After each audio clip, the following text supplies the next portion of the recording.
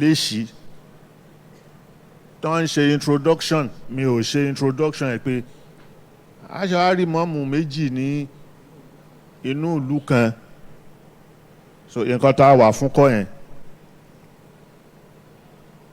but lajnatu taqassil haqa'iq òun la máa yàn tí wọ́n lọ wádìí kí ló ń ṣẹlẹ̀ ọ̀rọ̀ orí mídíà fóònù yìí kò ṣeé gbára lé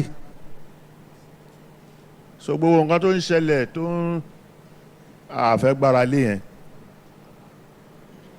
pẹ̀lú ìmọ̀ sí gbogbo àwọn bàbá lórí ìjókòó àwa gbé gbìmọ̀ dìde ìgbìmọ̀ tá a gbé dìde yẹn wọ́n lọ ṣèwádìí wọ́n ṣe gbogbo ẹ̀ l'Ógbómọ̀ṣọ́ yẹn wọ́n dọ́dọ̀ bàbá ọba kábíyèsí ti Ṣọ̀ún Ògbómọ̀ṣọ́ wọ́n délé Ayílára wọ́n káàkiri gbogbo àwọn tọ́rọ̀ kàn gbogbo wọn pátápátá wọ́n lọ tó fi dọ́dọ̀ ìmáàmù tọ́lé àyè ìyẹn lẹ́gbẹ̀ẹ́ kan iṣẹ́ tí Rabitah ṣe nìyẹn àwọn ò fẹ́ dájọ́ but ká ṣe ìwádìí yẹn ká gbé padà sínú Rabitah ìwádìí yẹn ti wà lọ́dọ̀ wa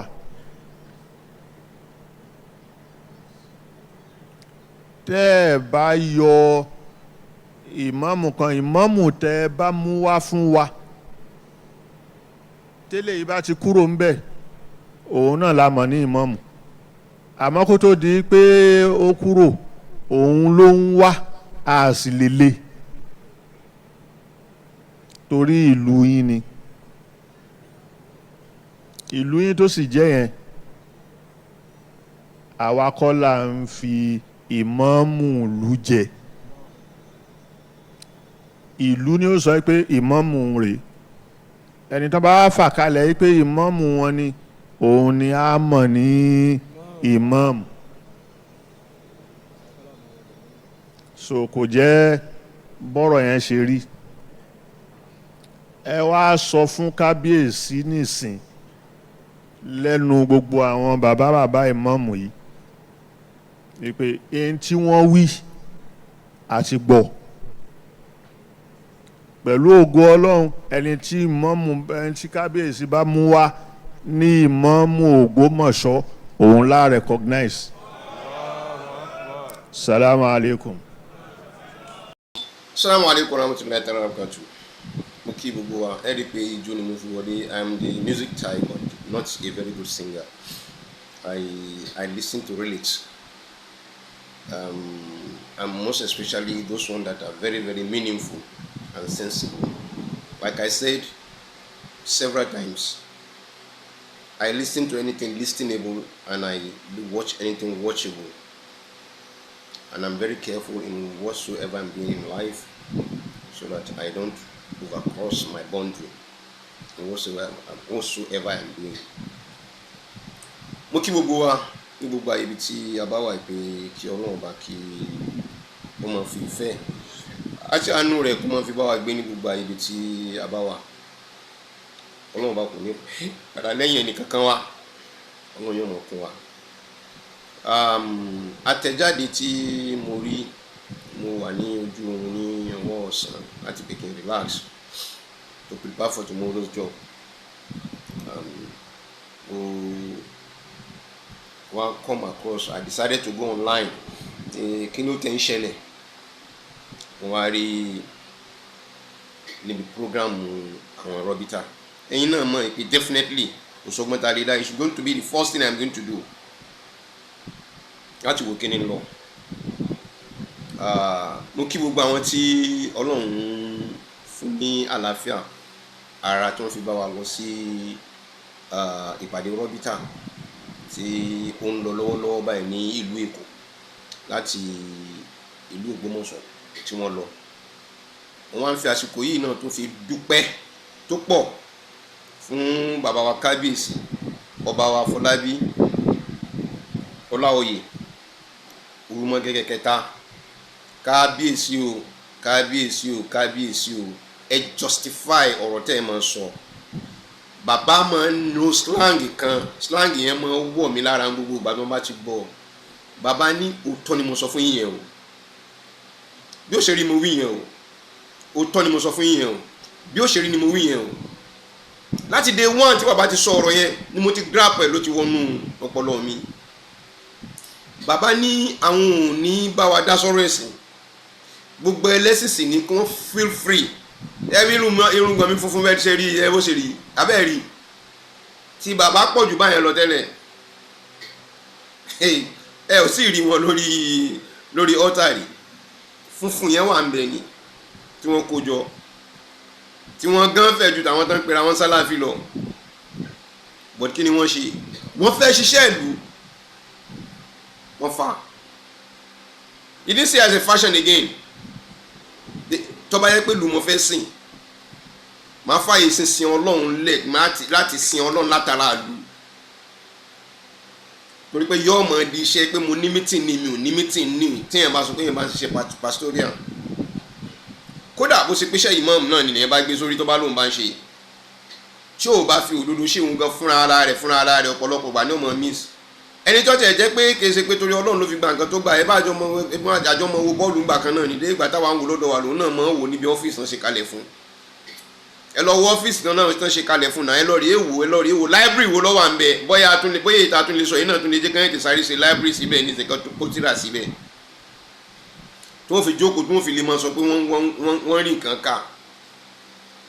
Àtijọ́ tẹ̀ tí máa rí ẹ̀yìn rí kó jókòó sọ́fíìsì kankan wá rí pé àwọn tírà wà lẹ́yìn rẹ̀ kó tiẹ̀ kárí bí ó tiẹ̀ kárí bó tiẹ̀ mọ́ bí ó tiẹ̀ mọ́.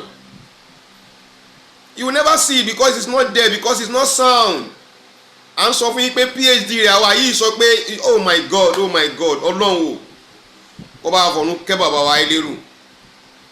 It's questionable. He said it, that's one thing he has been saying. Làwọn ti jáde PhD bọ̀bọ̀ is questionable wípé ó yẹ kí wọ́n yẹ ká question bọ̀bọ̀ yìí torí gbogbo ìgbà tí mi ń sí pé mò ń ṣe PhD ó wà lórí múmbàrí tí ń gbó ebú kálẹ̀ káàkiri ìlú.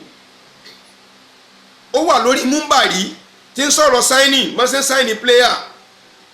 lórí múmbàrí ló ní sọ̀rọ̀ bọ́ọ̀lù. Ẹ pé kó búra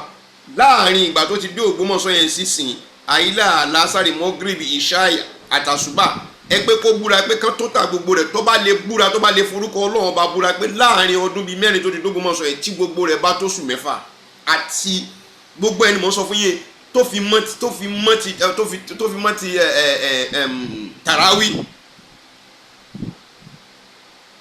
ti tàràwí tán bá kójọ ní lọ́jọ́ gbogbo rẹ̀ kò pé oṣù mẹ́fà. Reality mo sọ fún yín.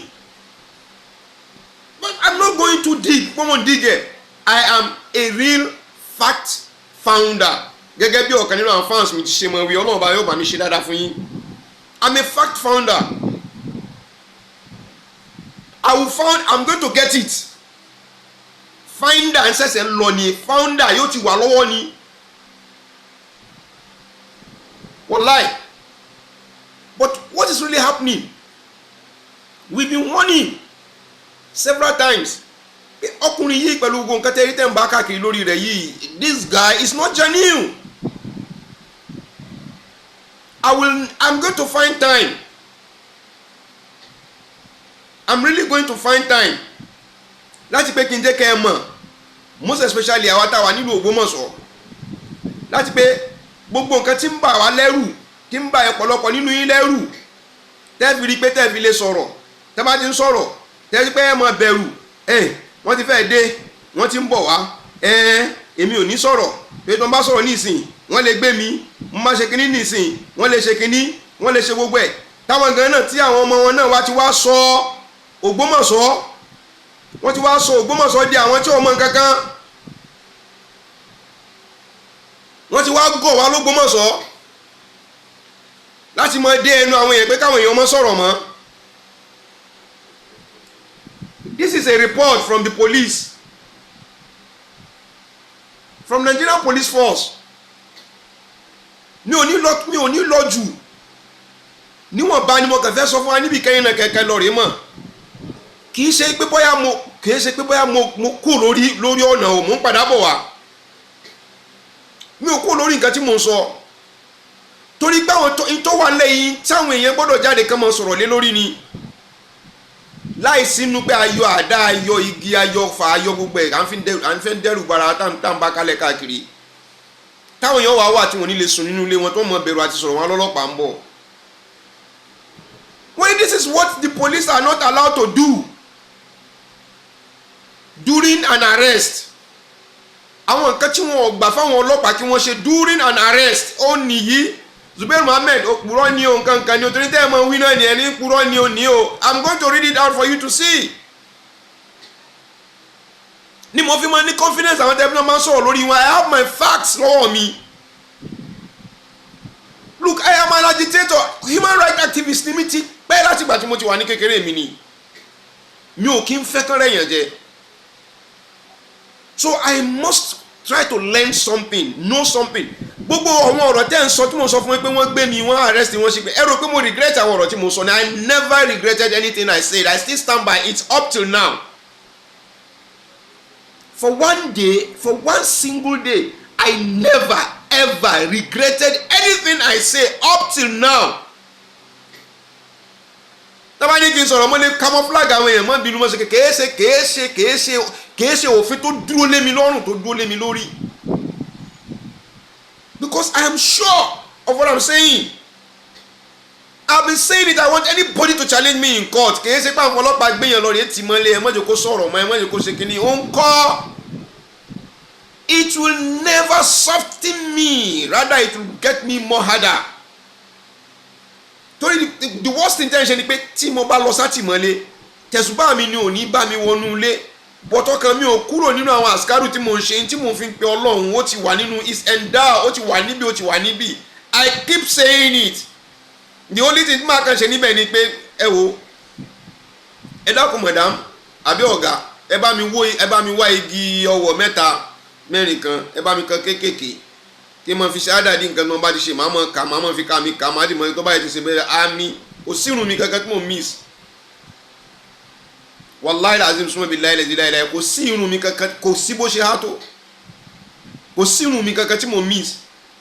Ọlọ́run ọ̀chẹ́ ẹ̀ wájọ́ kó há fún mi ẹ̀yin èèyàn mi mo dúpẹ́ fọ́lọ́ gbogbo ìgbà Ọlọ́run ò pé kó há fún mi torí pé Ọlọ́run mọ̀ fẹ́ mọ̀ fi tì wọ́n lójú ni àtìgbà kó Ọlọ́run ò pé kó há fún mi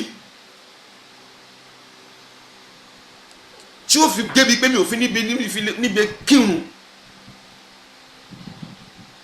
wọ́n sì gbọ́dọ̀ fíìdì mi àwọn náà ń fíìdì mi torí àwọn náà ti mọ̀ pé gbogbo báwọn ṣe arrest mi illegally ni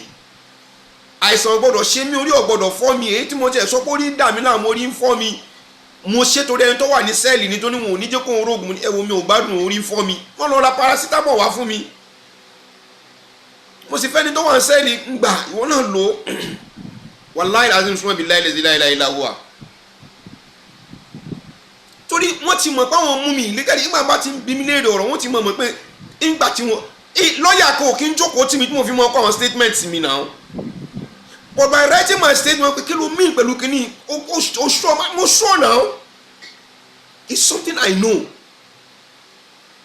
when you are agitating you just have to know your right now ẹ wo wọ́n ní what the police are not allowed to do during an arrest one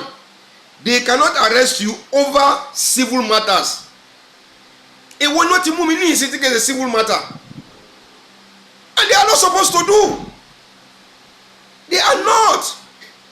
Tí wọ́n ní pé kán pè mí kán lọ bá lọ́ọ̀yà wọn kọ́kọ́ wé sí mi. Wọ́n ní this all the cases are civil matters. Ìwọ o nǹkan báyìí ni lọ́ọ̀yà mi ọdẹ reply within a very short period. Tó bá reply tó bá wá ṣe nǹkan kan. So tó bá wá ṣe báyìí kò kì nígbà tó ní ọkọ̀ ọgbà. Ní tí mo ṣe ni pé màá lọ sí court màá lọ rí pé ẹlẹ́jọ́ torí kan tí mo ní kó ṣe yìí ò ṣe yọ̀ wá lọ sí court tó bá lọ sí court ìjọ́ tí mo bá jump court ni wọ́n fún mi ní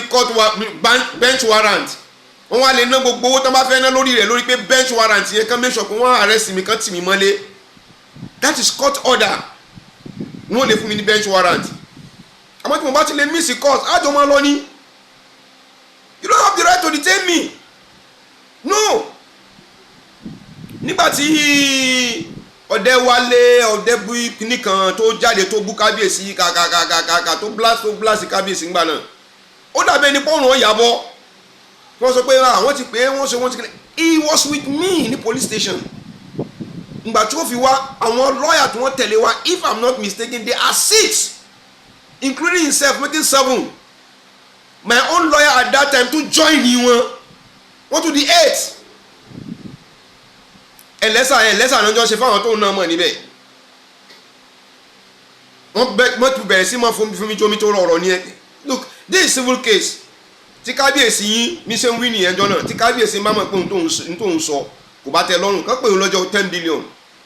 tàbí 2 billion káwọn jọ lọ́mọ ṣẹjọ́ lọ wọ́n gbogbo tẹ́yìn ọlọ́pàá ń ṣe yìí kò kàn yín. It's not your case.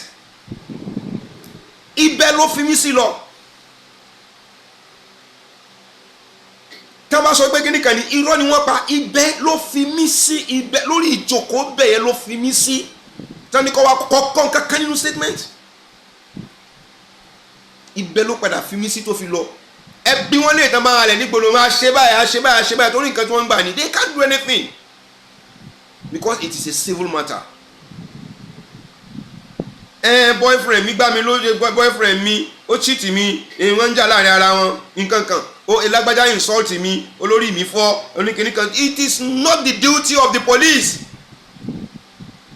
Wọ́n pe Yunusa ní tọ́ílẹ̀tì wọ́n pe ní Yunusa ní kinní kan wọ́n pe ní ọmọ àparò wọ́n pe ní kinní kan cause you don't have anything to say. Gbogbo bọ́ sórí social media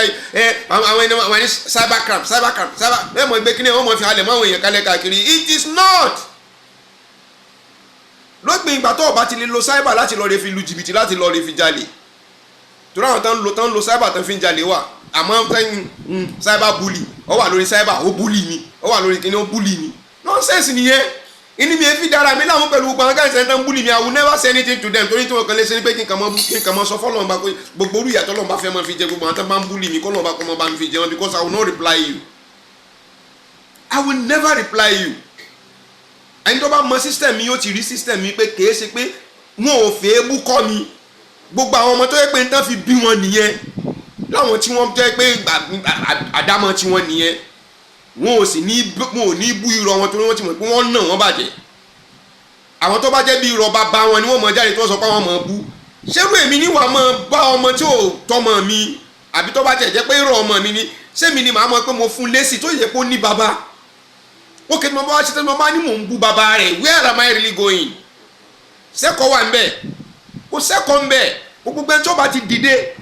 kódà kó bá ṣe pé kéwù lọ bá ké mo mọ̀ pé tó bá gbé ní tòótọ́ lèèyàn bá kéwù lọ́ndà bàbá wa ní Markazi kò lè wojú àgbàlagbà kan kó sọ pé òun ò bú gbogbo ọmọ Markazi tó bá dìde tó bá kó òun bá ń bú àgbàlagbà ẹ bí léèrè òun gan náà kò rí kéwúké gbogbo ọmọ Markazi tó bá dìde tó wọ́n pé Markazi ni mí tó bá dìde tí máa ń bú àgbàlagbà wàláhì tẹ́lẹ̀ mọ́ òlẹ̀ dára yín náà mú kò rí kéwúké wọ́n mọ̀ jókòó kálẹ̀ káàkiri ni kò rí kéwúké kódà kò lè kọ́ àwọn ọmọ ní kéwú àwọn ọmọ tí ẹ̀gẹ́ kò lè kọ́ wọn lẹ́kọ̀ọ́ torí pé kò rí ẹ̀kọ́ gidi mú jáde wá láti ibi tó ti ń bọ̀ kò rí kéwúké ká gbà lọ́wọ́ eléyìí náà mọ̀ bá káàkiri kò ní rí kankan ṣe ó wà lọ́wọ́ ni kò wá ó wà lọ́fà kò fà ó tún wá wà ní fọnáfọ́sù ẹ ò ní bá níbẹ̀ irú rẹ̀ ní ti Yunusa nígbà tí ẹ lọ rè kọ́ àwọn tí eyín ti tán lára wọn tó ti kò sẹ́yìn lára wọn lẹ́nu wọn mọ́ tí gbogbo ara ti gbó gbogbo òun lòun kọ́ wọn kí wọ́n ṣe wòlímọ̀ wọ́n fẹ́ káwọn èèyàn kálẹ̀ káàkiri àwọn náà ṣe wòlímọ̀ fọ́ọ̀mù àwọn náà ṣe wòlímọ̀ within how many years ṣé Kùránì náà lọ easy báyẹn it might be easy but if one is honest to himself kò easy bẹ́ẹ̀ you must dedicate yourself in everything that is called knowledge is not easy. Anything whatsoever tó máa ti sọ pé ìmọ̀ ni wọ́n fi ń kọ́ ìmọ̀ ni it's not easy. No knowledge is easily seen or grabbed. That is one thing we should all know. So what I'm saying is that Yunusa wá jáde wọ́n débù ó ṣe kíní ogúnlé gbogbo eléyìí ẹ lè mọ̀ wípé àìlẹ́kọ̀ọ́ ni kìí ṣe gbogbo àgbà Markazi kọjá lórí irọ́ ni àti bẹ́ẹ̀ irú wọn bẹ́ẹ̀ bẹ́ẹ̀ irú wọn bẹ́ẹ̀ irú bàbá wọn tó wà ní Ẹ̀gbá tí ń bèèrè fún pé bàbá Ádámọ̀ lógolé Agége bàbá Sasúmọ́ kò ní quality ẹni tó súnmọ́ bàbá Ádámọ̀ Lágége in terms of nǹkan tí bàbá Lágége kọ́ wọn láti pé kan fi ṣe ẹ wo náà báwo náà ṣe sọ pé ẹni aṣíwájú ẹ̀sìn tó yẹ pé tí nǹkan bá gbóná yìí tó yẹ kó lè mú ẹ wálẹ̀ ọwọ́ ajẹ́ pé ọ̀rọ̀ wa gbóná wa gbé lọ sọ́dọ̀ rẹ̀ wá pé tí ọba gbóná tí ọba dogun kó dogun kò wúlẹ̀ tó ẹ̀ gbọ́tọ̀ tún kọ́ gbọ́ tó sì ọwá ní ó ti wá conclude pé ẹnìkan gbọ́dọ̀ rí báyìí tẹnìkan gbọ́dọ̀ rí báyìí. àwọn tó sì láwọn náà mẹ́sìn náà pé wọ́n fi wọ́n ṣaṣíwájú ẹ̀sìn náà ní kọ́mọ lọ kálẹ̀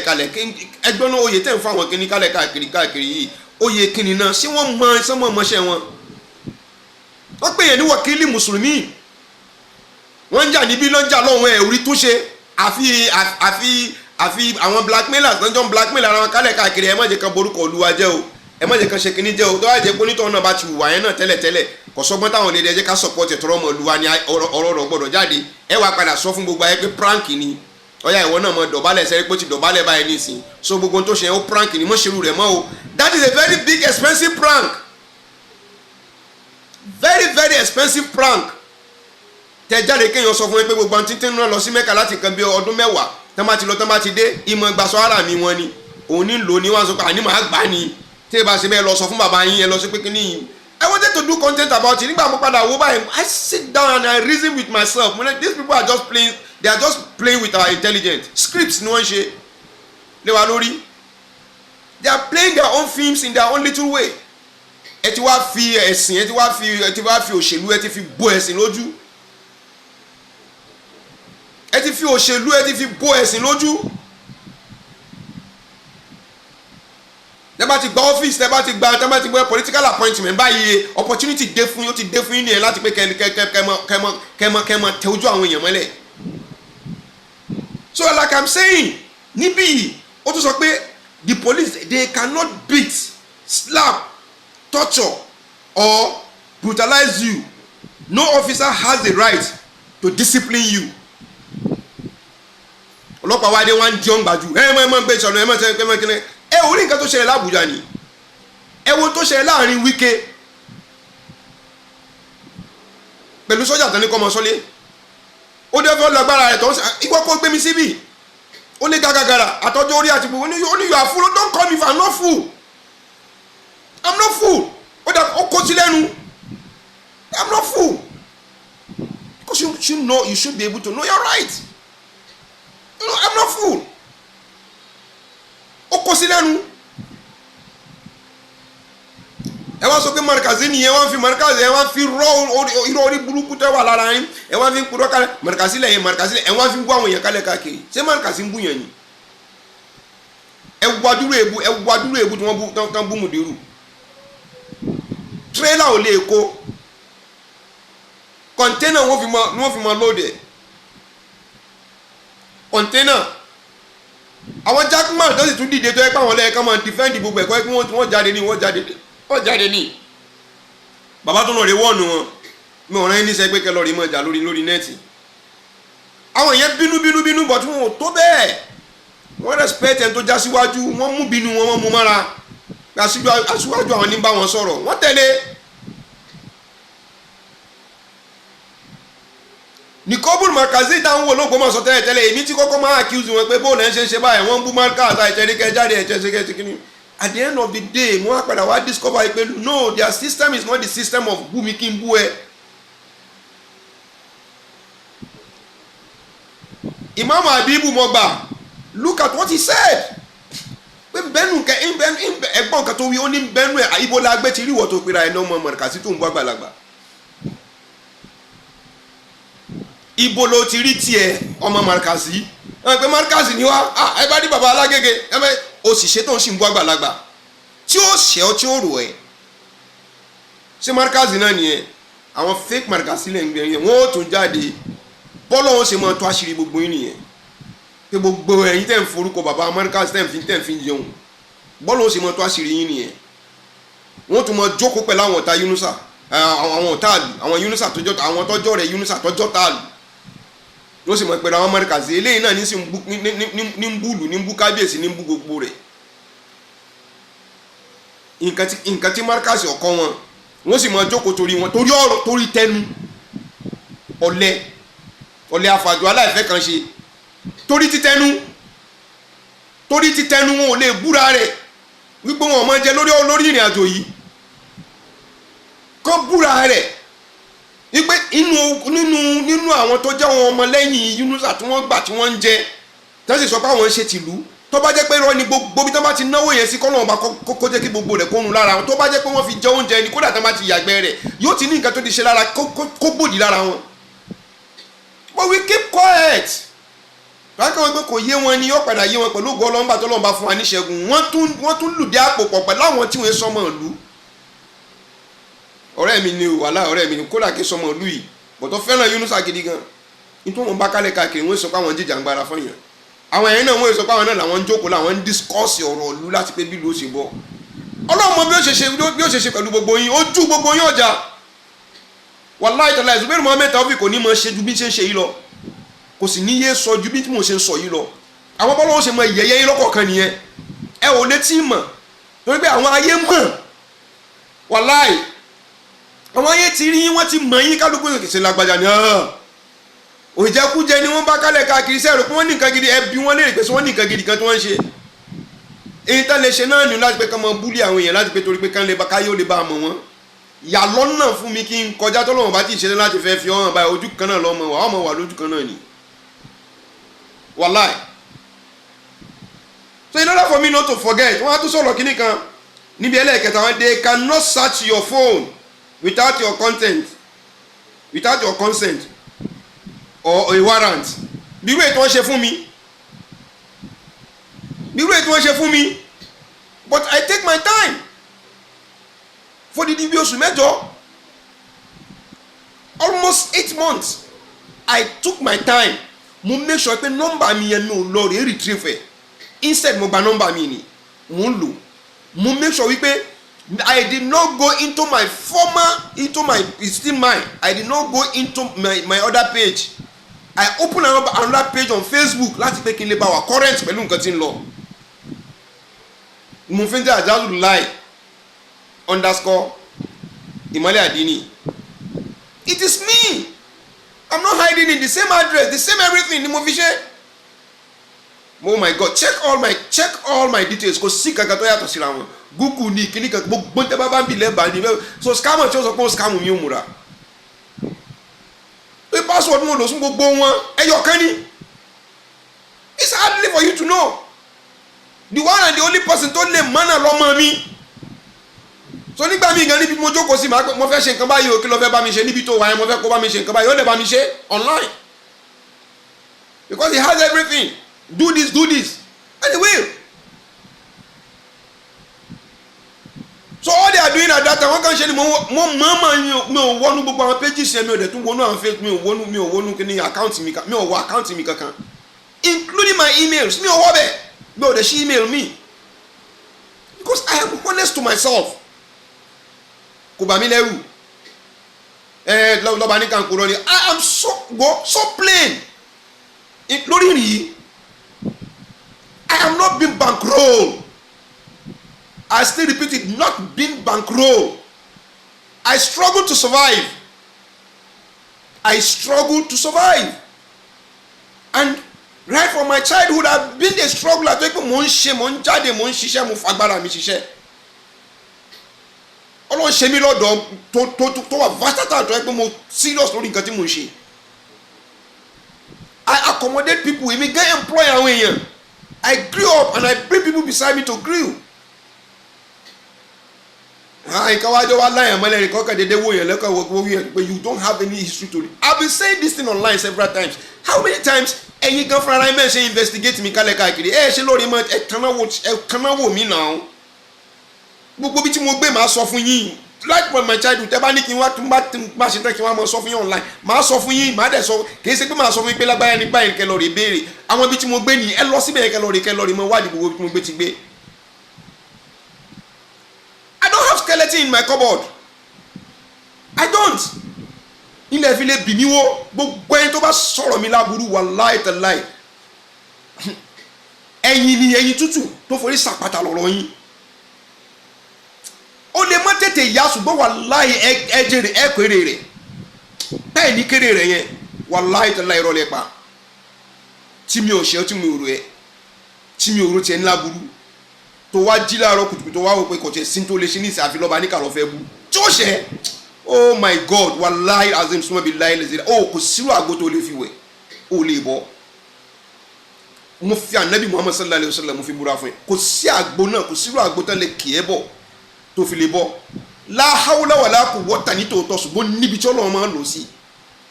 àwọn tó dúró tí ọlọ́run bá ọlọ́run máa dúró tí ọlọ́run kì í dúró tí alábòsí lórí ẹ̀ ọlọ́run kì í dúró tí alábòsí lórí rẹ̀ o gbogbo nǹkan tẹ́yẹ tó ọlọ́run bá ń ṣe ọlọ́run kì í dúró tí alábòsí lórí ẹ̀ kò sì ní dúró tí alábòsí kò ní dúró tí èmi náà tí mo bá ṣàbòsí lórí ẹ̀ so I don't care. wọn ò délé then number 5 number 4 wọ́n ní they cannot detain you anything 24 hours longer than 24 hours. Let me give you a story. Nígbà tó fi wá arrest mi lẹ́kọ̀ọ́ lárépo tán gbé mi dé Ìbàdàn they delayed immediately ọlọ́run ọba o ayélérò gbogbo bí ayé tó bá wà inú sinmi lọ́wọ́ bá mi ṣe fún ẹ àwọn tó fi sílẹ̀ ò ní bàjẹ́ ayélérò was fast to be there Abdulrasheed ń sáré bọ̀ from far from Abeokuta from Ogun State ń bọ̀ wá sí Èkó ayélérò was there overnight wọ́n parí tán fẹ́ parí títí alẹ́ níjọ́ tán gbé mi pé tí mo bá ti lè ráwọn ìjọba dúró fún mi ayélérò ti mú àwọn èèyàn wá pé wọ́n mọ̀ ṣe wọ́n wá rí i pé ọ̀dà bẹ́ẹ̀ ni mo mọ nǹkan tí mò ń ṣe. I called my lawyer and I was telling them that this is a story. I called my lawyer nígbà tí lawyer yẹn gbọ́ lawyer bá pè mí pé kí n má fọ́n statement kankan gbàtọ́ yẹn ló bá ní Alhaji I trust you give them anything you really want to give them I know you will never say ní kọ́ yín lọ́rọ̀ tẹ́ fẹ́ sọ mo ní very well nígbà tí mo fẹ́ kọ́ nígbà ní òkè tó ṣẹlẹ̀ ní ìsinmi pé àwọn ò lè gba bẹ́ẹ̀lì mi táwọn ò bá ti rí àwọn tó gbà ń pẹ́ lẹ́sẹ̀kẹsẹ̀ náà wọ́n á sọ fún wa lálẹ́ ńgbà tí wọ́n ní kó bá sí pé 10 alẹ́ ní làwọn tí ó bá gba bẹ́ẹ̀lì mi ó bá dé lálẹ́ yẹn làwọn ti fi mí lẹ̀ pé kí n máa lọ. That was that night náà máa sọ pé in táwọn ẹ̀dẹ̀ lè ṣe ní ìsìn ni pé àwọn tí wọ́n sign lórí settlement wọn pẹ̀lú animation ọ̀hún àwọn ilé ayélujára àti nǹkan kan tí wọ́n wá yẹn kí wọ́n tún wá kán tẹ̀sẹ̀ tí wọ́n á ṣẹ̀ṣẹ̀ wá sign fún mi tí wọ́n bá ti wá sign fún mi pé that is all so they will release me to go wọ́n bá ní okay ṣe rí pé we are still within 24 hours that was on Wednesday we are still within 24 hours ngbà tí ó dijọ́ Thursday as we are awaiting those who will come from Ogbomoso láti wá sign fún mi dídé tí wọ́n dé wọ́n dé tán báyìí náà bá ní ọ̀rọ̀ ti yí padà o kí wọ́n kọ agreement pé mo ní mi ò ní kọ agreement kankan gbogbo nǹkan tí mo bá fẹ́ kọ kí ni nǹkan tí animation àwọn kọ nǹkan tó bá kọ I want to see it or rather I will not write anything àfi tí lọ́ọ̀yà mi bá dé because they knew I know what I'm doing the same people tọ́rọ̀ yẹn wà lọ́dọ̀ ọ̀nà bá gbé nǹkan tí animation àwọn amúnikù you are going to write no I'm not going to write anything different from what he has written here orúkọ mi nìkan ní ọkàn change níbẹ̀ then I copy what animation àwọn write ìní mo kọ kalẹ̀ so in tí animation àwọn kọ níjọ́ náà ni pé we are not going to remove Yunusa by force we will only remove him by law and that's what I did mo dẹ̀ sign kọ́ adi pé ká máa lọ náà bá ní àní tì lọ nísìn wípé àwọn tó pẹjọ́ wá tán competition wà pé wọ́n ti wà lára wọn wọ́n ṣe pé wọ́n dé ń gbọ́n ṣe ìmú dé nìyẹn wọ́n bá ní kí n sùn wọ́n ṣe ń jẹun lọ́wọ́ ni wọ́n bá ní kí n mọ̀ bọ̀ wá pẹ̀lú àwọn èèyàn mi tó wá láti Ògbómọ̀ṣọ́ lábá wọnú ọ́fíìsì ọ̀gá lọ adénú ọ́fíìsì ọ̀gá báyìí lábá rí àwọn Alhaji Monsuru lọ́yà Abdulsalam Bukola ọmọbìnrin honourable yìí gbogbo wọn sàkún bẹ́ẹ̀ àti ẹ̀kí water boom they were about 8 nínú ọ́fíìsì yẹn àtàbúrò Alhaji Monsuru gbogbo wọn sáwà níbẹ̀ náà bá ní sí wọn Alhaji Monsuru mú ní mọ̀mọ́ wọ́n ní nǹkan báyìí tó sọ mo ní mo sọ bẹ́ẹ̀ àwọn náà jókòó mi ò sọ pé mi ò wí bẹ́ẹ̀ Bukola ńkọ́ mo ní yes mo sọ bẹ́ẹ̀ mi ò pé mi ò sọ bẹ́ẹ̀ kódà àwọn ẹni tọ́jọ́ ta fún mi ní ìsìn sọ pé níjọ́ náà làwọn ti fi láìkì mi pé mo sọ̀rọ̀ mo dúró ti ọ̀rọ̀ mi lójú àwọn ọlọ́pàá yẹn gbà wọ́n sì tẹ̀gà àwọn ọlọ́pàá tó wọ́n sọ pé Alhaji you didn't even bend irú ilé àwọn fẹ́ kọ́ sọ pé kò rí bẹ́ẹ̀ kí n pé kí wọ́n bínú kò ní wáyé mọ́ kí ní kankan mọ́ ni I know where they are going mo bá yẹ lọ sọ pé kí wọ́n bínú they will tell me to prostrate by the time they prostrate they are going to video me and aside from videoing me mi ò ní access láti mọ sọgbọ́n tí mo sọ yìí mọ́ I'm going to write an agreement that is going to affect what I'm doing I'm an agitator I know what I'm doing mo lé o àwọn fẹ́ gbọ́ voice note mi nígbà wọ́n gbọ́ bá ṣé mi náà mo sọ̀rọ̀ yìí mo lé mi náà mo sọ̀rọ̀ yìí this is too powerful now tí mo bá ń sọ̀rọ̀ inspiration ni mo wá fún mi like I told baba kábíyèsí máa kọ́kọ́ dé pé lọ́ba ní ká ń bàtà mi sọ̀rọ̀ wọn ni I know of one lọ́ba ní ká tó mọ gbóhùn rẹ̀ is it you èmi ni I know it can't be you why are you so soft mo ní baba wa wájú ẹ̀yin baba wa láyé onímọ̀ wà ohun mi ò gbọ́dọ̀ lọ sókè ju ti yín lọ bàbá mi lẹ́yìn bẹ́ẹ̀ tí mo tún fẹ́ kẹ́ lọ rí mọ̀ ni pé gbogbo ìgbà tí mo máa ń sọ̀rọ̀ under inspiration ni just like me now I talk under inspiration bó bá ṣe wá fún mi ni I'm being inspired lórí nǹkan tí mo máa ń sọ kìí ṣe pé mo mọ́ fífẹ́ ẹnu ṣe tí mo ṣe mo fi aṣáájú ẹ̀dá Muhammad sallallahu alayhi wa sallam mo fi jọ́ tí wọ́n bòyìn mọ́lẹ̀ mo fi búra fún yín I'm being inspired because iṣẹ́ lọ́nà bá rán mi tí mi ò gbọ́dọ̀ mọ́ jẹ́ mo mọ sọ fáwọn tó bá gbọ́rọ̀ mi dáadáa nígbà mo mọ sọ pé God arrested me Ọlọ́run arrest mi sórí tó wà lẹ́yìn ni and it's a duty that I must fulfil wọ́n ní ṣe bọ́ọ̀lù ti ṣe rí ni ẹ mo ní bọ́ọ̀lù ti ṣe rí ni ẹ so what is going to happen now is that wọ́n ń gbé mi lọ sọ́dọ̀ commissioner of police Hamzat lọ́wọ́ àmì ẹ̀ngbà náà làbá lọ gbàtó débẹ̀ Hamzat bí mi lè rọ̀rọ̀ mo sọ mo fẹ́ sọ bàbá àgbàlagbà ní ọ̀yẹ́kẹ́ fc ní ọ̀yẹ́kẹ́ ṣe kíní ẹni ọ̀rọ̀ ẹ̀sìn eléyìí ẹ kíní kankan kò yẹ kó dogun wọ́n bá ní kí n jáde wọ́n bá ní káwọn náà wọlé ńgbà wọ́n sì tán báyìí náà bá nìkan wọ́n ní wọ́n lọ sí kóòtù ní alhamdulillah because I know what it means pé tá a bá ti lọ sí kóòtù I'm going to get my freedom ibi tí wọ́n ti mi mọ́ ga àwọn ọlọ́pàá yẹn gan náà lọ́ọ̀rẹ́ tí mi mọ́ ẹjọ́ gbé ti dàmí láàmú they give me a comfortable place to sleep torí pé Ọlọ́run ló rán mi níṣẹ́ àwọn gan náà ìbẹ̀rù Ọlọ́run bẹ lọ́dọ̀ torí pé àwọn tí wọ́n mú mi nígbà náà tán ní kán wá mú mi lẹ́kọ̀ọ́ àti bàtà fi dọ̀hún alu tasawuf ni wọ́n onítẹ̀sùbá ni wọ́n rí náà onítẹ̀sùbá ni wọ́n tún fún mi láwọn àsìkárù mi bàbá toráwọ̀ kí n fojú de àdúrà a ò kí n lọ sọ́dọ̀ oníyẹ̀wò tẹ́ ń bá ń wá àwọn tẹ́ mọ́ pé ní alùsùnà àwa alu tasawuf gangan ní alùsùnà tá a tọ́ máa nàbí lára so now that Thursday was almost in the evening so the next thing they said look n tó ṣẹlẹ̀ ní ìsìn ni pé àwọn proof tó lọ níyẹn láti lọ rí èwo l'Ógbómọ̀ṣọ́ no problem n tó ṣẹlẹ̀ ni pé a lọ lọ́la which is Friday wọ́n ní kàn mí kájẹ́bẹ̀ sí kémi náà tó èmi máa make an arrangement mi kò sí problem so that Friday wọ́n book wọ́n ní booking yẹn wà okay láti pé kàn fi lè yanjú rẹ̀ torí pé they can't go and come back at the same time ká máa lọ sí court because I don't have to stay more than 24 hours so ibi táwọn ọlọ́pàá ògbé ti jẹ̀bi mi nìyẹn tactically bá wọn jẹ̀bi mi èmi náà jẹ̀bi wọn we couldn't go to court on Thursday so on Friday we want to go for investigation booking and everything tabalọ tabade gan a lè lọ fún pinni so they now say we should go on Saturday torí pé kọ́mọ̀ bàbà ráódì kọ́mọ̀ di pé ọ̀rọ̀ rẹ̀ dìjà kọ́mọ̀ dá wàhálà lẹ́ l'Ógbómọ̀ṣọ́ so before you know it the next thing that happened níjọ́ náà òun ni wípé wọ́n postpone ẹ̀ síjọ́ Saturday morning as early as 7:30 wọ́n ti wá bá mi wọ́n bí mi lè pè sí mo ti wẹ̀ mo ní mo ti wẹ̀ sí mo ti kírun mo ní mo ti kírun a fẹ́ mọ́ lọ o a lọ sí Ògbómọ̀ṣọ́ mo ní I'm ready ní ọlọ́pàá yẹn bí mi lè pè kí ni mo need ṣé mo lè lo fóònù mi but wọ́n ní but mi àwọn fún mi but mi gbọ́dọ̀ fi pè yàn bẹ́ẹ̀ mo ní nǹkan tó fẹ́ ṣe nínú ẹ̀ no I can send message wọ́n ní okay kí ni mo tún need mo ní mo need tẹ̀sùbá mi wọ́n lè fún mi tẹ̀sùbá mi wọ́n gbé mi that was on Saturday gbirigbiri tá a fi wá s'Ógbómọ̀ṣọ́ láti fẹ́ wá wá nígbà pátá débẹ̀ wọ́n ti bọ̀m̀báàdì gbogbo ẹ̀ àwọn tán ní kán mọ̀mọ́ kàkà fẹ́ wáyé wọ́n ti bọ̀m̀báàdì bẹ gbogbo ẹ̀ pẹ̀lú àwọn èèyàn wọn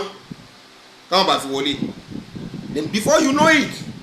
ìgbà tá a fi wọnúlé ọlọ́pàá yẹn respected everything I'm saying bọ́ bàtà rẹ̀ jẹ́ ká wọnú mọ́sálásí ńgbà tá a débẹ̀ wàláhì mo fọ́ lọ́wọ́ bá búra fún yín mo borí kí ni mo bá rí yẹn báyìí mo ṣe báyìí mo this is the place mo fẹ́ ká wá fọ́ because mo mú wọn wá ní níjọ́ náà pé a ó fọ́ ni a ó fọ́ bẹ̀ yẹn ni torí àwọn nǹkan tó ti gbé kinní kan sí mi létí pé ẹ lọ síbi igi báyìí náà abẹ́ igi yẹn lọ rí ẹ bá nǹkan báyìí so gbogbo bẹ́ẹ̀ ni mo fẹ́ ká fọ́ níjọ́ náà so before you know it ọlọ́pàá yẹn bá tó wọlé tó wo sàṣùlẹ̀ báwo kàn pè mí ní ìmọ́lẹ̀ we need to leave this place as fast as possible your life is not safe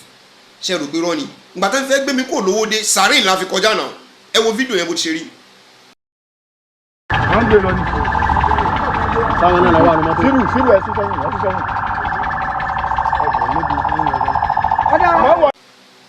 ṣe ti rí sàárìn la fi kọjá sàárìn náà fi ń gbé mi káàkiri nínú gbòòrò torí wọ́n ń bẹ̀rù pé kí nǹkan kan kó wọ́n bá bẹ́ sílẹ̀ lórí ọ̀rọ̀ yẹn níjọ́ náà wọ́n ń bẹ̀rù pé kí nǹkan kan kó wọ́n bá bẹ́ sílẹ̀ níjọ́ náà àwọn ọlọ́pàá méjì ló fara pa ọ̀kan ló Ògbómọ̀ṣọ́ ọ̀kan nínú àwọn tó wá láti Ìbàdàn níjọ́ náà so ìgbà tó di pé àwa a ò rí wọn ò jẹ́ kárí bí wá kínní ṣé can you still defend this thing in court? I can defend it in court mà tó dẹ̀ díjọ́ Monday rẹ̀ ìjọ tó díjọ́ Sunday rẹ̀ they stay with me they know I am not a criminal èmi pẹ̀lú ọgọ́ ọlọ́pàá là ń jọ ń káàkiri inú ọgbà là ń jọ ń ṣeré lọ là ń jọ ń sọ̀rọ̀ bọ́ọ̀lù là ń jọ ń sọ̀rọ̀ politics là ń jọ ń sọ kínní àwọn cases mi táwọn ẹlòmíì ní àtúnjọ lọ sí àwọn department tó táwọn jọ ń sọ̀rọ̀ láti find out gbogbo nǹkan tí ń lọ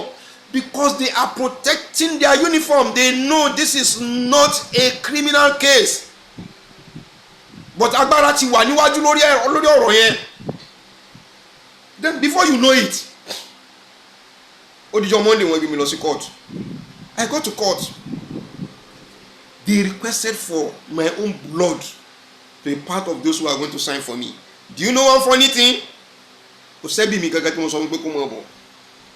bọ́n mi ṣe sáré láti Abẹ́òkúta nìyẹn that he dream about me ní mọ́júmọ́ ọjọ́ náà pé dáàdì sọ pé àwọn fẹ́ rí o ní Ìbàdàn báyìí pé mo ń sọ fún ìyàwó rẹ̀ pé dáàdì sọ pé àwọn fẹ́ rí o ní Ìbàdàn láàárọ̀ ìbáyìí pé òun gbọ́dọ̀ mọ́ wá sí Ìbàdàn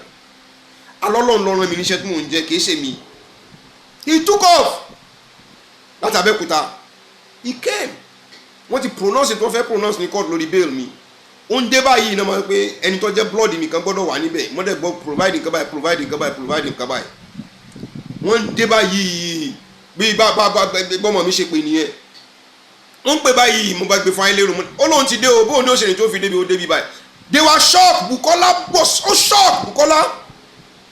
Badmus ó shocked mọ́tò rẹ̀ náà wọ́n fi ń gbé mi kiri ọmọ ọlọ́mọ kìí ṣe pé bóyá wọ́n ń tari ìpàkọ́ mi ṣe kíní kankan ní lẹ́yìn the first one tẹ́lẹ̀ kọ́kọ́ ṣe we got there ó tún bí nínú ẹ̀yìn fi mọ́tò yẹn gbé ní ẹ̀yìn ṣe kíná ẹgbẹ́ ilẹ̀ ìpè lẹ́jọ́ iná lẹ́mọ̀ ẹgbẹ́ káàkiri wọ́n gbé mi kalẹ̀ báyìí nígbà tí wọ́n fi sọ pé àwọn dé odò ọba wọ́n ti rí mi lórí social media wípé I finally got my freedom ẹ̀yin ará Ògbómọ̀ṣọ́ Ọlọ́run ọba kò ní bàǹkà yẹn jẹ́ ẹ̀yin tẹ́ fi tinú tẹ̀dọ̀ tọkàntọkàn tí gbogbo ara mufti Imam Tajudeen àti bẹ́ẹ̀ bẹ́ẹ̀ lọ tẹ́ wá pàdé mi àwọn tán dúró tì mí nínú láti bẹ̀rẹ̀ wọ́n sì tún dúró tì sí àwọn kan dúró nígbà náà tó yẹ pé wọ́n ń fìrìn yẹn jẹun ní wọ́n sálábòsí lẹ́yìn mi tọ́kàn wọn bàjẹ́ mò ń sọ̀kalẹ̀ níta kí bá àgbúrò wọn mọ́ wọ́n ń tẹ́ lóluwà rẹ̀ kálẹ̀ káàkiri we celebrated it mo fi délé mo fi dọ́dọ̀ bàbá mi this is one of the video kẹwò.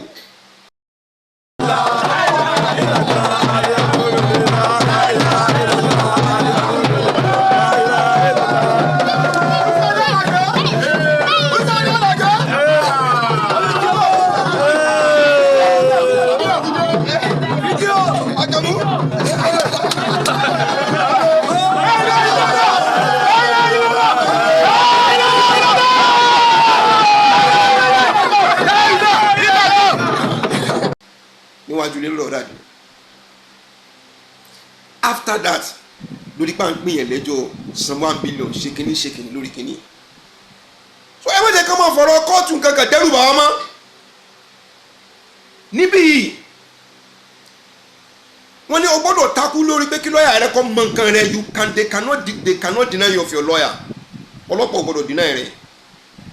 but or your family member láti pé kò sọ tó bá fẹ́ sọ they didn't deny me of my lawyer and they didn't deny me of my family member ẹni tó dúró as family member mi òun náà ní Ayédèrú and nothing things went smoothly because I know my right and I'm seeking for it lórí rẹ̀ so on and on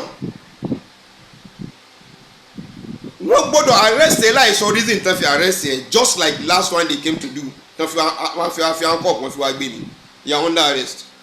apari kéèsì láàárọ̀ wọ́n gbé mi lálẹ́ kéèsì tàbí fàfàfà for almost 17 months tí mi ò mí ìsìnjọ́ kan rí wọ́n sì wá fi handcuff wọ́n fi gbé mi lálẹ́ people thought it was a kidnap ariwo sọ̀kalẹ̀ káàkiri on and on and on and on no reason that is why gbogbo gbàdá fi lọ òní ní ọ̀la ní òní ìtìlẹ̀ bá mọ́ à ń lọ sí Àbújá ìgbàtọ́yá ìyẹn àlọ́mọ́ ibi náà la fẹ́ ṣe bọ́jọ́ náà ṣe lọ nìyẹn tá a fi lè lọ sí court ìgbà tó di nǹkan bíi ijọ́ kejì you write your statement ẹ jẹ́ ká pe lọ́ọ̀yà nígbà tí lọ́ọ̀yà òde tá a fẹ́ mọ sẹ́tù kínní kan wọ́n kọ kínní kan wọn kọ́ pé torí pé mo forúkọ Yunusa Tọ́líàtì sí ibẹ̀ ni mo ti yarí pé Yunusa Tọ́líàtì ṣé Yunusa Tọ́líàtì ló ní kẹ́ wá gbé mi àwọn fẹ́ ká sẹ́tù pẹ̀lú Yunusa Tọ́líàtì wọ́n bá débi pé wọ́n sọ fún mi pé wàláhì tàláhì sùnmọ́ bíi láhì lẹ́sìn ìlà ìlàwọ̀ àgbẹ̀ jímọ̀ tọjọ́ náà gan jímọ̀ tọ̀sẹ̀ yẹn gangan wọ́n fẹ́ kí n wá lọ́ọ̀rẹ́ kírun ní ọjà àgbo pé kódà tó bá jẹ́ pé àwọn bá fún mi ní ọlọ́pàá méjì tó sì mí lọ àwọn ọlọ́pàá tó sì mí lọ rèé kírun nígbà torí pé àwọn èèyàn lè má kọ́kọ́ fẹ́ gbà ká mọ̀ sọ pé bóyá kìnnì kan fẹ́ wá jà ní sórí tán bá ti rí mi pẹ̀lú ọlọ́pàá wọ́n mọ̀ pé I'm for peace pé wọ́n wá kírun bẹ̀ mo fi Ọlọ́run lọ́jọ́ ni mo fi búra ìfún yín wàláhì pé kí n wá lọ́ọ̀rẹ́ kírun jímọ̀ níbẹ̀ mo ní rárá mo ní kò lè possible that will not be possible but àti kọ́kọ́ tí ó dáná a ṣe mítìnì pẹ̀lú Yunusa pẹ̀lú àṣẹ ká ṣe mítìnì pẹ̀lú Yunusa lọ́ní kò sí problem but mi ò lè wá ṣe pẹ̀lú àwọn ọlọ́pàá níbi a lọ rí ṣe lọ́dọ̀ lọ́yà Abdulsalam àwọn èèyàn ń bẹ láyé bí wọ́n léèrè pẹ̀lú Ayédèrú àti nǹkan kàti lọ́yà mi wọ́n pè ní we can go and discuss that there ìyẹn la ní ká lọ rí sọ àjọkàjọ ara wa ngba mo ní máa lọ rí a lọ discuss pé Yunusa wà nǹkan kan wípé yóò humble ara rẹ̀ yóò bẹ̀ mí yóò ṣe kíni wàláhì tàláhì sùnmọ́ ibi láìlẹ̀ sí láì ní pẹ̀lú Yunusa ọjọ́jà so that is why ń gbà wọn sọ pé kíní kẹ́kẹ́ wá kọ́ sí náà fi kọ́ ìwé tẹ́rí lọ́wọ́ mi ṣe script gbogbo adúrò ọ̀rọ̀ tí mo ń sọ èsì mo gbọ́dọ̀ tó máa mọ kàn kankan lẹ́kìn tó mọ̀ ṣe mo ń ṣe eléyìí pé kí n máa kájà rẹ̀ pé tó pé eléyìí jẹ́ ọ̀rọ̀ tí àwọn ọlọ́pàá gbé jáde ni ó ti wà nílẹ̀ ti pẹ́ that's the law of the nation láti ọjọ́ tó ti pẹ́ tó káwọn èèyàn wa tá a study rẹ̀ I don't have to write all these things but before you know it wọ́n included tó bá fẹ́ dàbí rọ ẹgbẹ́ kálọ̀rì mú ọ̀rọ̀ tó ìwé kálọ̀rì sign lórí pé àní ṣe kí ni kálọ̀rì mú wá láti court kálọ̀rì mú wá kí ni wọ́n kọ síbẹ̀ like mi ò ní discuss ọ̀rọ̀ Yunusa mọ́ èyí ní discuss ọ̀rọ̀ ilé ayélujára mọ́ kíní kankan mú sọ́dọ̀ náà mo ti gbọ́ ṣé bí màá ṣá discuss ọ̀rọ̀ Ògbómọ̀ṣọ́ bóò ni màá ṣe discuss ọ̀rọ̀ Ògbómọ̀ṣọ́ tí Yunusa ò ní jáde tí ilé ayélujára ò ní jáde táwọn kan wá lọ rí gbé lódì and that's what happens at that day before you know it torí kíní àjò mi ó lè bá àyà kí n lè bá a lọ rí kírun ní l'Ógbómọ̀ṣọ́ ọlọ́pàá ló tó fi mọ́tò gbé wa èmi pẹ̀lú Ayédèrú pé káyọ̀tì lọ ká lè bá a múra tó bá ti dàárọ̀ kí n ti kúrò lógun kí n ti kúrò nìbàdàn so that máa lè tètè l'Ógbómọ̀ṣọ́ máa lè bá a bárun jí mọ́ àwọn aṣọ ìgbé tó má ti dán tó má ti mọ̀ kí n bá lọ wọ́n fún mi lọ́lọ́pàá wọ́n sọ fáwọn ọlọ́pàá wọ́n designate àwọn ọlọ́pàá tí ó sọ wà láì kí ló dé lórí ọ̀rọ̀ ẹ̀sìn lórí ọ̀rọ̀ imamship ọ̀nà imamship ojú rí and that doesn't come up àìwá come up rẹ̀ Sunday rẹ̀ náà fi mí jẹ́ Azadulai Tuesday rẹ̀ náà ní kí n padà wá torí pé a fẹ́ lọ rí ṣe meeting mo débẹ̀ níjọ́ Tuesday torí pé mi ò gbà kí n ṣe kinní yẹn láti pé ká wá ṣe ìjọ Tuesday náà ti seize fóònù mi pa that's how it remains tó fi fẹ́ tó nǹkan bí oṣù mẹ́jọ people now look at me okay as if I don't know what I'm doing tactically I followed everything that is on ground ẹ̀yin èèyàn tán bá ní Jésù kú fún ẹ̀jẹ̀ ó kú fún ẹ̀ṣẹ̀ àwọn ẹnìkan believe tí wọ́n nìyẹn èmi wá fẹ́ kẹ́ lọ rí mọ̀ pé tí believe tí bá sì wà lára tí náà èmi náà mo ti fara da ìyà fún anybody tán bá fẹ́ gbé nílùú Ògbómọ̀ṣọ́ wọn ò gbọ́dọ̀ gbéyàn unlawfully mọ́ tán bá búyàn wọn bú gbé yóò yà lọ rí pẹjọ́ ni yóò mú téèpù tán fi bú òun yóò fi hàn àwọn èèyàn pé téèpù tán fi gbé òun nìyí tán fi bú òun nìyí lọ́ọ̀yà rẹ̀ ni ó padà sí mọ́ ṣiṣẹ́ lórí eléyìí. So láti pé eléyìí tẹ́ tí mo ń ka ẹ̀ rí pé suddenly ni I didn't plan for it pé mo sọ pé báyà máa wá time fún un but nígbà tí mo rí pé wà lórí fóònù ń bí I think the better let me just let our people know ẹ má jẹ́ kẹ́rù ọba yẹn jáde kẹ́ sọ̀rọ̀ lórí nǹkan tí bàbá Mudiru sọ̀rọ̀ sí lórí. Òfin Islam ni wọ́n gbé jáde fún wa yẹn ẹ̀tọ́ wa ni láti gbàfà síwájú bó má ṣe ń ṣe ìlú mọ́ ṣe ń ṣe nílùú yẹn gbọ́dọ̀ ṣe àti rí ti tọ̀yọ́ náà lẹ́nu ọjọ́ méjì. Bàbá wa Aláàfin Ọ̀yọ́ Ṣàngó náà ń bọ̀ Ṣàngó ni wọ́n ṣé Ìmámù Biliaminu Hussein ẹ̀mí yóò gùn ṣé wọ́n gba sátífíkẹ́tì lọ́wọ́ ẹ̀ ṣé yìí ní kọ́mọ́ wà lìjẹ́ náà bóyá nǹkan kọ́mọ́ rírun kí tẹ́wádé tẹ́wọ́n yí gbogbo rẹ̀ rúgúdúrúgúdúrú tẹ́wọ́n mú gbé tẹ́bẹ̀rẹ̀ sí mọ́sọ́ gbẹ̀ kálẹ̀ káàkiri tẹ́wọ́n ṣe tó wù yín káàkiri ẹ wá ṣe tẹ́yẹ̀ pọ̀ wá bóró mọ́ ẹ̀ wá ń sá kálẹ̀ káàkiri ẹ̀ wá ń wọbí ṣé ti lọ́ba níkà ọ̀ṣẹ́ nìsín ẹ gbé lọ́tún ẹ gbé lóṣù ẹ bú ẹ ta wọn lọ́fà ẹ ta gbogbo ẹ tó ń ráwọn ọmọ yín lábẹ́nú kẹ́ tó mọ́ bú kó lè bá forfeit gbogbo nǹkan tó wà nílẹ̀ kó shake me àwọn ọmọ tẹ́ ń fún lówó oúnjẹ náà lè mọ́ ẹ kọ́ máa ṣe kó shake me anywhere àmọ́ àwọn ti forí gba èpè kìí ṣe pé mo ẹsẹ̀ bẹ̀rẹ̀ sí máa ṣe èpè tó ti wà ńlẹ̀ ni ti àyà Kùránì tí mò ń ti ń sàn ni àmọ́ wàláhì kò sí ní tán fi lè wẹ̀ àfi káwọn náà yà lè lọ́kàn lọ́ọ̀rẹ́ edun ní pẹ̀lú tẹ̀síbà sísà nìkan lọ́yà kù wàláhì tàlẹ́ àwọn olè bọ́nú ẹ̀. If you see somebody mo agitate fún nǹkan bá ọkàn pé mo kàn wá sùn lásán ni gbogbo ara mi yóò ṣe kọlù wàláhì azim súnmọ́ bí láyé ẹ̀rọ kẹ́ láhàúrà ọ̀la kùwátà náà ni wọ́n lò lásán ni ò béèrè lọ́wọ́ fèrè àwọn náà ni láyé náà ló fẹ́ wí kó láàánìkan tó wí bá àwọn bò lẹ́nu ni ẹ ti gbàgbé ni ebe yìí náà sọ pé kéwù ni Ọlọ́run sí fún alábòsí Ọlọ́run sí fún alábòsí àtọ́ gbogbo tó bá dalẹ̀ ìrìn lórí òdodo Ọlọ́run padà gbàǹkan rẹ̀ jẹ́ reality ni kìí ṣe pé títí ebú kìí ṣe pé so wọn gbọ́dọ̀ arrest rẹ láì fún any reason wọn arrest me without reason they cannot search your body disrespectfully káwọn mú ẹyà káwọn rẹ sókè they must search ara rẹ they cannot do that gbogbo ní tẹ́mọ́tà máa ṣe yẹn wọn ò gbọ́dọ̀ arrest ẹ torí pé wọ́n need information kan lọ́dọ̀ ẹ̀ pé arrest ni wọ́n fi ṣe rather they will send you a letter of invitation ní nínú statement tó bá kọ níbẹ̀ ẹ̀rọ tí wọ́n mọ̀ pé tó bá commit gbogbo ọ̀rọ̀ tó sọ yìí ò dáa you are going to the court you go tí wọ́n ní láti investigate that is wọ́n tó ń bá lọ wọ́n kẹ́ push in lọ́tọ́ wọn lọ fún ẹ either SID or SIB or state CID any of the three after investigation within 24 hours they take you to court àwọn lọ́yà méjèèjì ọjọ́ lọ́ọ́ di mọ́ ìpàdé lọ́hùn ẹ̀wọ̀n fọ̀rọ̀ kí ni ẹ wá fi dẹ́rù bá ẹ wá fi frustrate the life of everybody l'Ogbomoso wọ́n gbé mi o wọ́n ṣe kí ni wọ́n ṣe kí ni ẹ má jà sọ̀rọ̀ tá a bá sọ̀rọ̀ ní ìsìn wọn mọ̀ kó wa ẹlòmíràn pé ẹ jẹ́ ká ya fọ́tò pẹ̀lú lọ́ba níkà bẹ́ẹ̀ bá tiẹ̀ gbé lè mọ gbé wa ní ìsìn wọn kúkú ti rú wa pẹ̀lú lọ́ba níkà bẹ́ẹ̀ bá kó àwọn kó wa papọ̀ mọ́ lọ́ba níkà ni tí wọ́n tẹ́ lè kó wa náà ti ṣe báyìí ní ìsìn wọ́n ti fẹ̀yìn dẹ́rù bà wá. wọn ò sì gbọ́dọ̀ béèrè fowó because bail is free thank you for that they do that for me. They do that for me. So táwọn kan bá sáyé lọ àwọn báyìí wọ́n ṣe báyìí wàhálà tí wọ́n nìyẹn àwọn náà mọ̀ bí tí wọ́n ti lọ rí gbowó kálẹ̀ káàkiri sí. àwọn náà mọ̀ yẹn ẹ ń kọ́bà pẹ̀lú lọ́ba níkà láti mọ̀ gbowó láti mọ̀ náwó ẹ̀yin nu Ọlọ́run. Now that is ibi ẹlẹ́ẹ̀kẹwàá nù.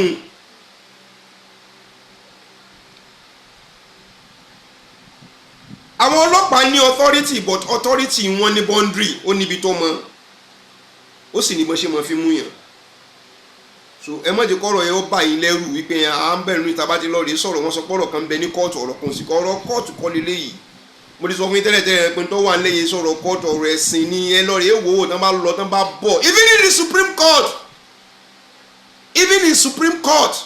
òfin ilẹ̀ Nàìjíríà kò pé kádájọ́ kan kó dájọ́ lórí ọ̀rọ̀ tó wà lórí ọ̀rọ̀ ẹ̀sìn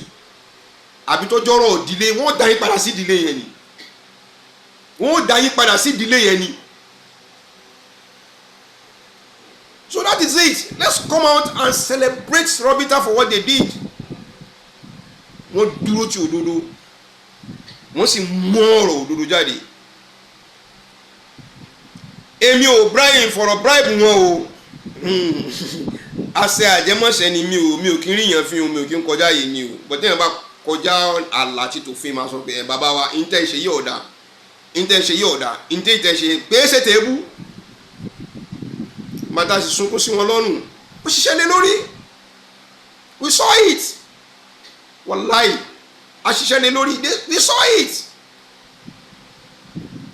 wọ́n ràn wá lọ́wọ́ lórí tó wà nílẹ̀ Rabitah on behalf of my own very self àti gbogbo òdílé mi àti gbogbo ẹni tó dúró ti òdodo tó wà lọ́ndà umbrella Ogbomoso Muslim Justice Forum. People don't know the reason why we call it Ogbomoso Muslim Justice. A ò kọjá border, a ò kọjá ọ̀dọ̀ anybody. Ilẹ̀ wa territory wa ẹ jẹ́ ká protect ẹ̀. That is why we say Ogbomoso Muslims, àwọn Mùsùlùmí tó wà ń bẹ̀. Justice láàrin ara wa ẹ má jẹ́ kán rẹ́ Christian jẹ́ àdẹ̀ ní Christian ọmọ rẹ̀ wájà ní rẹ́ Christian jẹ́ oníṣẹ̀ṣẹ̀ ọmọ rẹ̀ Mùsùlùmí jẹ́ Mùsùlùmí ò sì gbọdọ̀ rẹ́ wọn jẹ́. That is what we stand for. Forum ni táàtì jọ sọ̀rọ̀ táàtì fi bára wa wí eléyìí da eléyìí ọ̀dà ẹ má jẹ́ kárẹ̀ yẹn jẹ níbí ọwọ́ adìyẹ tó yẹ pé ẹni tó ṣe kíní nǹkan náà lè tún wá fẹ́ rẹ jẹ. wọ́n ní kẹ́ ẹ mọ̀ bọ̀ wá ní kẹ́ ẹ wá jọ ṣe nǹkan lórí pé kọ́ má rẹ̀ yẹn jẹ ẹ wá dé ta èdè ẹni tó ní kẹ́ ẹ mọ̀ bọ̀ kẹ́ ẹ wá jọ ṣe nǹkan lórí pé kọ́ má rẹ̀ yẹn jẹ òun lẹ́wà tó wá fẹ́ má rẹ̀ jẹ ẹ ò wá bẹ̀rù ọjọ́ kan tẹ́ padà lọ rí bọ́ lọ́hùn ẹ wá sọ́dá kìtẹ́ wọn pé àgbà ní àgbà mọ́ gbà ní àgbà tèmi gbà ń tòótọ́ o but àgbà tèmi ò kí ń fi sára tó bá ṣe máa sọ jáde kò sí much time but ìtàn kékeré ni ẹrù ọlọ́run ọba tó lóun fẹ́ wádìí ta lẹ́ni ọlọ́run ta ni ẹ̀sẹ̀ ni ọlọ́run wọ́n ní kó lọ sáàrin ìjà kó lọ ríra kòkò ó débi àwọn oníkòkò ó débi alákọ̀ọ́kọ́ ọ̀fọ̀ ọgbà báyìí pé ṣé kòkò yín lágbára tó dáa àbí ọ̀dà ó ló dáa ṣé kò ní tètè fọ́ wọ́n ní kò ní tètè fọ́ ó fìdí rẹ̀ gúnlẹ̀ báyìí ó fọ́ ìyá ẹni ẹ tún mi wò ó fọ́ wọn ní kòkò bíi mẹ́rin ó wá ní kòkò wọn yóò lágbára tó òun rò pé ó lè rà lọ́dọ̀ wọn ọlọ́ọ̀dẹ kájí ọ wà ẹ lè wá sọ́ọ́ síbòmí ó lọ sọ́dọ̀ ẹnì kejì ó fọ́ mú kòkò yẹn báyìí ó gba nídìí kókó báyìí pé kóun ó wò ṣé kòkò yín lágbára ìyẹn sọ pé ní sùúrù o mo rí bó ti ṣe ń bẹ̀ yẹn o ojú mi ló fi fọ́ kòkò mẹ́rin pé kòkò wọn lágbára tó ń bá ti ń fìdí kòkò tèmi kan lulẹ̀ báyìí gbà kó sì máa fi owó rẹ̀ sí lẹ́gbẹ̀ẹ́ èmi ò ní sùúrù tiẹ̀ o ó wá padà wálé wá sọ fọ́fà rẹ̀ wípé ìgbà tó ń dọ́jà tó ṣẹlẹ̀ ní sọ rẹ́ni tó fọ́ kòkò rẹ̀ tó ní kó máa lọ pé kò sí ọ̀nù tinú rẹ̀ tí ó ṣe ń bẹ nínú rẹ̀ tí ó ṣe fún wọn kò fi ọ́ lẹ̀ o tí ọmọnú rẹ̀ so lẹ́yìn tó pé tó bá fọ́ kòkò òun ó gbowó òun ẹni ọlọ́nu o kọgbẹ́gbẹ́nu o ó ti jẹ́ kọ́ ọmọ ibi tóun dúró sínú làwọn Yorùbá fi pé adákẹ́mọ́ sọ̀rọ̀ a ò mọ tẹni tí ń ṣe alábòsí ní jẹ́ bẹ́ẹ̀ bọ́ bá mọ̀nà tó fi lọ́ọ́ rí bẹ́ẹ̀ tó fọ́ kòkò rẹ̀ lọ́ọ́ rí sanwó kòkò mẹ́rẹ̀ẹ̀rin experiment la ṣe kó tó ronú nǹkan mi tó fi ọ̀rọ̀ rẹ̀ sí ìgbà tó débẹ̀ tó fẹ́ sanwó lọ́sùkà ẹ máa ń lọ ní ọmọ mélòó ló bí ọlọ́mọ mẹ́fà ó ní wàláhì tí kẹ́ bá ṣe pé torí pé padà tó padà wá láàrin ìjọ kọ̀ọ̀kan lọ́kọ̀ọ̀kan wọn mọ̀ kó dìgbà tó ń bẹ iye kòkò tó bá fọ́ ní iye àwọn ọmọ rẹ̀ tí ó bá kú torí wọn ò bá gbẹ̀san. so adákẹ́mọ́ sọ̀rọ̀ àmọ́ tẹ́ni tí ń ṣe èmi jáde mọ́ sọ́jí tèmi àṣàṣì kan ò lè ràn mí ó lè fi mí dìbìdìbìdìbìdìbìdìbìdìbì tó fi mọ òkú bí ó ṣiṣẹ́ ni kò lè dàmí làmú tó ráwọn ẹni Ọlọ́run náà wọ́n ṣe bẹ́ẹ̀ gẹ́gẹ́ bí tànẹ́bì Musa ó mí but ó padà ṣe kí ni ó padà jẹ́rí nǹkan tó wà nílẹ̀ Ọlọ́run ti mú wa jẹ́rí bọ̀ l'Ógbómọ̀ṣọ́ a ó padà dúpẹ́ ayọ̀ Rabitah ọlọ́ọ̀bá kò ní fọ́ wa mo sọ pé bí a máa padà wá dúpẹ́ bó bá jẹ́ pé bí náà ni ọba mọ ẹ dákun ẹ gbà mí bí mo ṣe mọ on behalf of myself àwọn ìdílé mi àti gbogbo àwọn olólùfẹ́ mi àti Ogbomoso Muslim Justice Forum compasively wọ́n ní ká dúpẹ́ lọ́wọ́ yín pé ẹ ṣeun ẹ kú àfọmọnìyàn ṣe ẹ kú àtẹ̀lé títọ́ lọ́wọ́ ọba àmọ́ gbogbo ìgbà tẹ́ẹ̀bà máa lọ tẹ́ẹ̀bà máa fi bọ̀ àwa wà lẹ́yìn Rabitah a wà lórí òdodo a ò ní gbẹ́sẹ̀ kúrò lópin ìgbà tó bá jẹ́ pé ẹ ò yẹ kó nínú iṣẹ́ Ọlọ́run ọba eléyìí gan náà kẹ́ pé mo fi búyàn pé àní ṣe ò torí pé ẹ̀yin náà ti sọ wípé aṣíwájú báyìí yóò kó sì jẹ́ kèfèrí tó a gbọ́dọ̀ tẹ̀lé lópin ìgbà tí ọba ti blọ́ọ̀kì wa láti ṣètò Ọlọ́run tó bá wá lóhùn nígbà ká ṣètò Ọlọ́run kódà kọ́ yẹ pé mùsùlùmí tó bá lóhùn ní ráyè fún wa láti pé ká ṣètò Ọlọ́run àlekọ́ tiẹ̀ tẹ́yìn náà bá ṣe tọ́tẹ́ bá lẹ̀ ṣètò Ọlọ́run mọ́ àlekọ́ tiyín ṣùgbọ́n lọ́wọ́lọ́wọ́ ta wà yìí àwa ṣì ń ṣe tiyín àwọn oníkọ́ tiyín Ọlọ́run bá wà pẹ̀lú yín baba mudiru markaz mo fi bàbá yín mo fi kí yín mo sì fi gbogbo àwọn olólùfẹ́ yín mo fi kí yín kí Ọlọ́run bá yọba mi lọ́rẹ̀ mí dáadáa fún wa ní ti dáadáa lórí ọ̀rọ̀ ẹ̀sìn Ọlọ́run ní ba kankan yín jẹ́ àwa náà Ọlọ́run bá kọ́ mọ́ san wá lẹ́san gẹ́gẹ́ bí àníyàn wa sí yín àti bí àníyàn wa sí ẹ̀sìn àti bí àníyàn wa sí tọmọlàkejì wa Ọlọ́run bá kọ́ mọ́ ba kẹ́ni kankan wá jẹ́ wassalamu alaikum warahmatullahi ta'ala wabarakatuh.